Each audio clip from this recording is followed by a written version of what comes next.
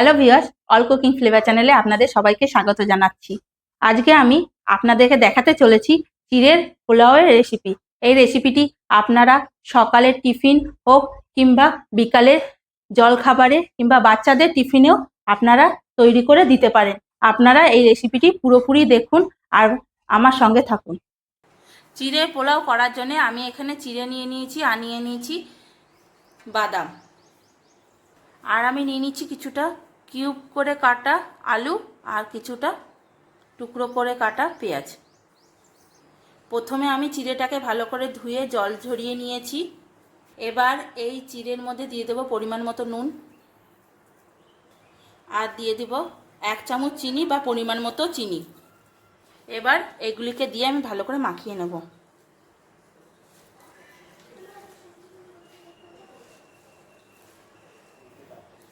এটাকে ভালো করে মাখিয়ে নিতে হবে। নুন আর মিষ্টিটা আপনারা আপনাদের আন্দাজ মতো কিন্তু দিয়ে নেবেন। নুন আর চিনি দিয়ে ভালো করে মাখানো হয়ে গেছে। এবার একটা কড়াইয়ের মধ্যে আমি সাদা তেল নিয়ে নিয়েছি।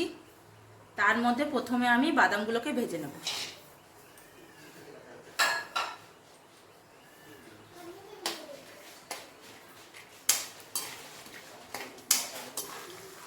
বাদামগুলো আমার দেখুন ভালো করে ভাজা ভাজা হয়ে গেছে। এবার আমি বাদামগুলোকে তুলে নেব।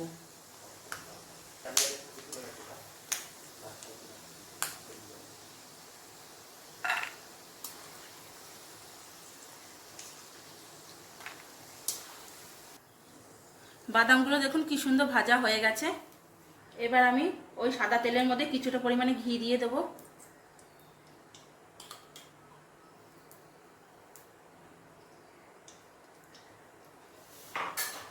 এবার এর মধ্যে দিয়ে দেবো কিছুটা কালো সর্ষে আর একটা শুকনো লঙ্কা।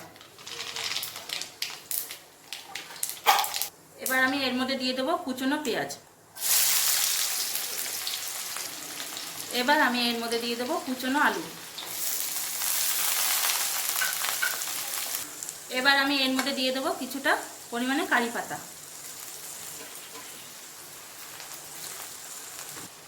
এবার আমি এর মধ্যে দিয়ে দেবো পরিমাণ মতো নুন। আমি কিন্তু এখানে নুন বেশি দিচ্ছি না, কারণ চিড়েতে আমি আগে থেকে নুন মাখিয়ে রেখেছিলাম।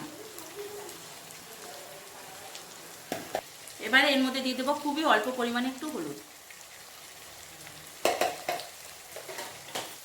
এবার এগুলিকে দিয়ে আমি ভালো করে ভেজে নেব।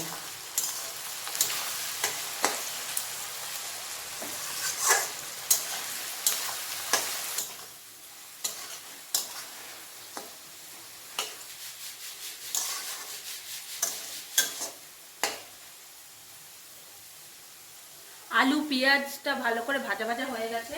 এবার আমি আগে থেকে ভেজে রাখা বাদামটা দিয়ে দেবো।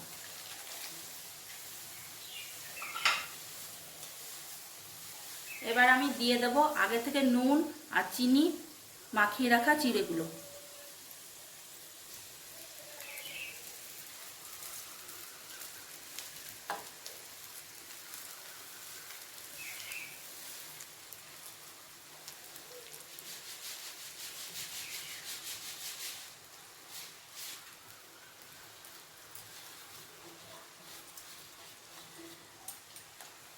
এবার এগুলিকে দিয়ে একসঙ্গে ভালো করে নাড়িয়ে নেব।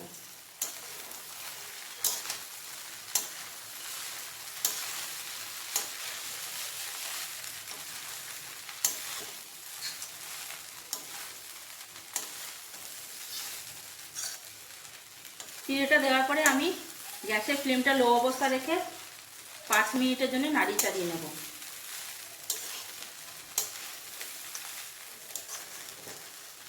চিড়ে পোলাও আমার পুরোপুরি রেডি হয়ে গেছে। এবার আমি আপনাদের একটা প্লেটে পরিবেশন করে দেখাচ্ছি। দেখুন চিড়ে পোলাওটা কত ঝুরঝুরে হয়েছে। আপনারা অবশ্যই বাড়িতে এইভাবেই ট্রাই করবেন, তাহলে আপনাদের চিড়ে পোলাওগুলো এরকমভাবে ঝুরঝুরেই হবে।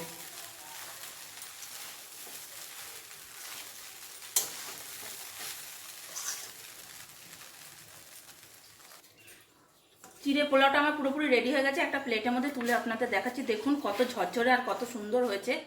খেতেও তেমনই খুবই টেস্টি হয়। আপনারা অবশ্যই বাড়িতে একবার হলেও ট্রাই করে দেখবেন। আর এইভাবেই কিন্তু আমার রেসিপিটা পুরোপুরি ফলো করে কিন্তু করবেন, তাহলে আপনাদের ঘরেতে যে চিড়ে পোলাওটা বানাবেন সেটাও এরকম ঝরঝরেই হবে। দেখুন,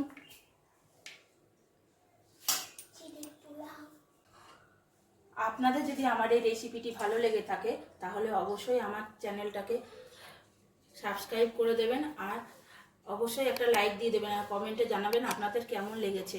আর পাশে থাকা বেল আইকনটি কিন্তু প্রেস করতে ভুলবেন না। ফিরে আসবো আবার আপনাদের কাছে এরকমই নিত্য নতুন রেসিপি নিয়ে।